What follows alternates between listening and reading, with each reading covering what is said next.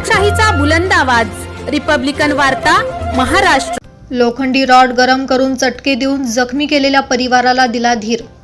शासनाने पीडित परिवाराला पोलीस सुरक्षा द्यावी, ओबीसी नेते नवनाथ वाघमारे यांची मागणी। बातमी आहे भोकरदन येथून। 26 फेब्रुवारी 2025 रोजी महाशिवरात्रीच्या दिवशी जालनाच्या भोकरदन तालुक्यातील अनवा या गावात महादेव मंदिरामध्ये रात्री गावातील एका धनदांडग्या इस्माने याच्या भावाला सोबत घेऊन एका गरीब शेतकऱ्याला अमानुषपणे लोखंडी रॉडचे गरम चटके देत जीवे मारण्याचा प्रयत्न करत त्याला जखमी केला आहे। यामध्ये कैलास गोविंदा बोराडे यांना जीवे मारण्याच्या उद्देशाने चटके दिले होते। हे प्रकरण राज्यभरात माहीत असून त्याच पार्श्वभूमीवर आज ओबीसी नेते नवनाथ वाघमारे यांनी दिनांक 3 मार्च 2025 रोजी सायंकाळी 6 वाजता थेट भोकरदन तालुक्यातील अनवा येथील घटनास्थळी पीडित परिवाराची भेट घेत त्यांना धीर दिला आहे। यावेळी त्यांनी सरकारला आणि पोलीस प्रशासनाला इशारा दिला आहे। यामध्ये आरोपी सोन्या दौंड आणि त्याचा धनदांडगा भाऊ नवनाथ दौंड याच्यावर कठोर कारवाई करून या परिवाराला न्याय द्यावा। तसेच हा परिवार सध्या भयभीत झाला असून पोलीस प्रशासनाने या बोराडे परिवाराला पोलीस प्रोटेक्शन द्यावी अशी मागणी सुद्धा यावेळी त्यांनी केली आहे। यामध्ये जखमी झालेले बोराडे यांच्या आईने मागणी केली आहे की मागील काही दिवसांपासून नवनाथ दौंड हा माझ्या मुलाचा जीव घेण्याच्या उद्देशाने सतत वाद घालत होता, त्यामुळे त्यांनी हे कृत्य केले असून मला आणि माझ्या परिवाराला या दौंड परिवारापासून धोका आहे, त्यामुळे यांच्यावर कडक कारवाई करावी अशी मागणी सुद्धा पीडित परिवाराने केली आहे।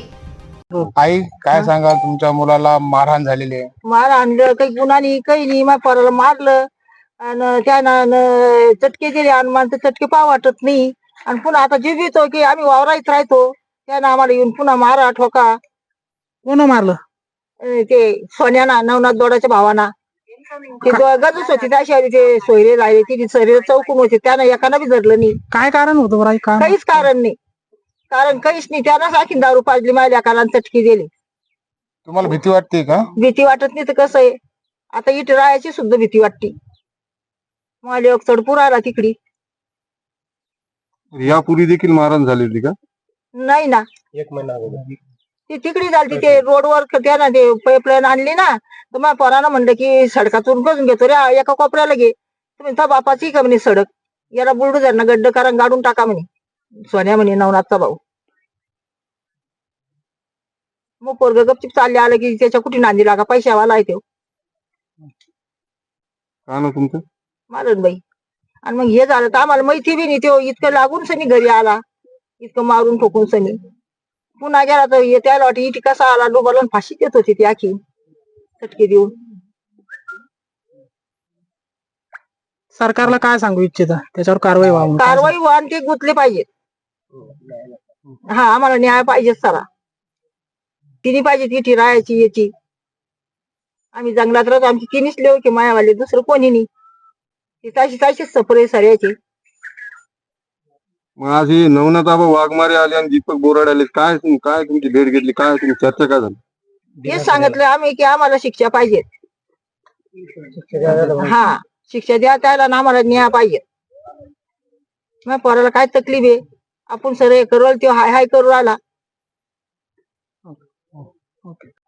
काय सांगाल दीपक भाऊ, आज तुम्ही पीडित कुटुंबाच्या घरी सांत्वनपर भेट दिलेली आहे, त्याला मारहाण झालेली आहे?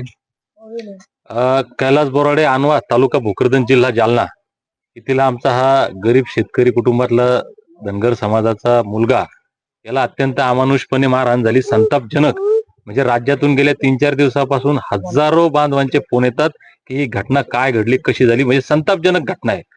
आज आम्ही SP साहेबांना भेटलो, तपासाची दिशा काय, पुढील आरोपींना अटक करा या संदर्भात चर्चा केली। जर लवकरात लवकर पुढील आरोपींना अटक करून याचे सगळे लोक जे याच्यात सामील आहे सगळे जर अटक केले नाही तर 10 तारखेला एक मोठा मोर्चा जालन्यात काढू असं सुद्धा आम्ही त्या ठिकाणी सांगितलं। आणि आता आम्ही अनवा या गावी या कैलास बोराडेच्या पीडित कुटुंबाला भेटायला या ठिकाणी आलो। इथं येण्याचा उद्देश की या कुटुंबाला धीर देण्यासाठी।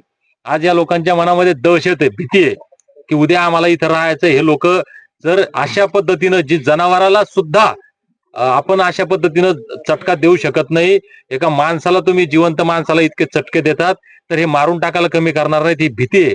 या आमच्या सगळ्या आईच्या आमच्या काकांच्या या सगळ्या भावांच्या मनातली भीती काढून टाकण्यासाठी, यांना धीर देण्यासाठी आणि या ज्या बदमाश प्रवृत्तीचे लोक आहेत ज्यांनी हे केलं यांना इशारा देण्यासाठी की आम्ही या कुटुंबाच्या सोबत आहोत. या कुटुंबाला तुम्ही एकटं समजू नका. आता जर या कुटुंबाकडे तुम्ही वाकड्या नजरेनं पाहायचा जरी विचार केला तर तुमच्या समोर आम्ही उभे राहणार आहेत. या राज्यातली तमाम जनता की ज्यांना ही गोष्ट मनाला खटकली, वाईट वाटली, हे सगळे लोक या पीडित कुटुंबाच्या सोबत आहेत. रिपब्लिक वार्ता महाराष्ट्र न्यूजसाठी भोकरदन तालुका प्रतिनिधी Shaikh Naser, Jalna. Subscribe now and press the bell icon. Never miss an update.